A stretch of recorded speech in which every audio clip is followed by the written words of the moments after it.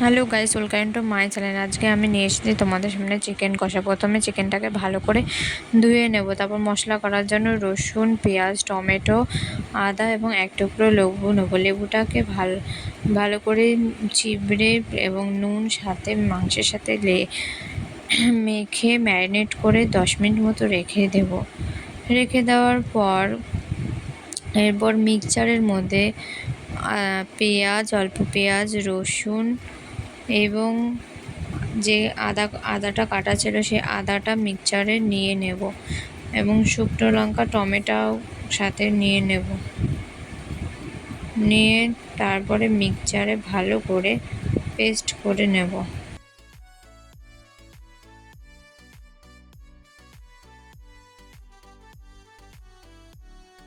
তারপরে কেটে রাখা আলুটাকে ভালো করে কড়াইয়ে ভালো করে ভেজে নেব, লাল করে ভেজে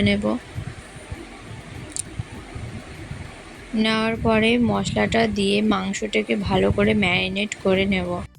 দেখো বন্ধুরা, মাংসটাকে ম্যারিনেট করার জন্য আমি সব মশলা দিয়ে দিয়েছি। তার উপরে গোলমরিচ গুঁড়ো, লঙ্কার গুঁড়ো দিয়ে ভালো করে মাংসটাকে ম্যারিনেট করে নিচ্ছে।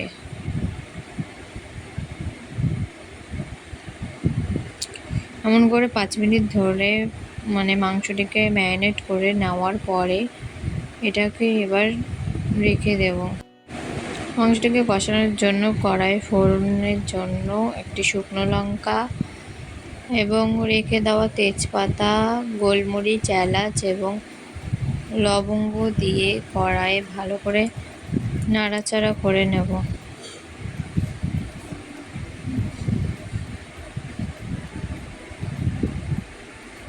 নাড়াচাড়া করে নেওয়ার পরে এবার কেটে রাখা পেঁয়াজগুলো তার মধ্যে ছেড়ে দেব। পেঁয়াজ দিয়ে কিছুক্ষণ পেঁয়াজটাকে যতক্ষণ লাল না হয়ে যাচ্ছে, লাল না অবধি ভালো করে নেড়ে পেঁয়াজটাকে কষিয়ে নেব।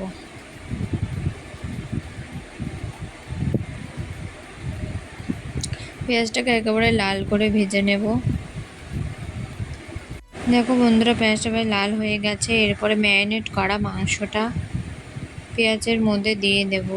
দিয়ে ভালো করে নাড়াচাড়া করে নেব।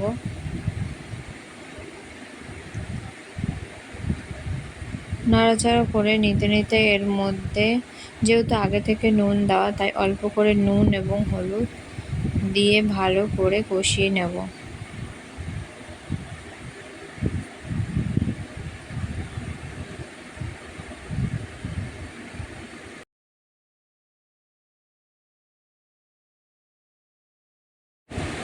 কষিয়ে নেওয়ার পর ভেজে রাখা আলুগুলো এর মধ্যে দিয়ে দেব। আলু দিয়ে এরপরে মিক্সচারে যে অল্প মশলাটা ছিল সেটার মধ্যে সামান্য পরিমাণে জল দিয়ে কড়াইয়ের মধ্যে দিয়ে দেব।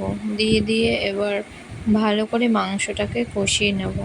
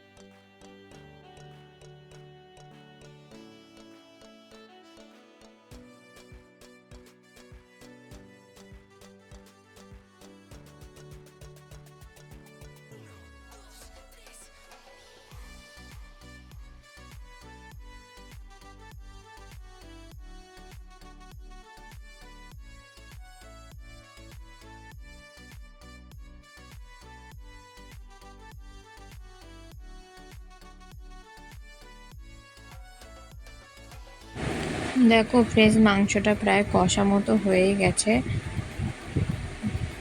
5-6 মিনিট ধরে মাংসটা কষানোর পরে এরপরে এর মধ্যে জল দিয়ে দেব।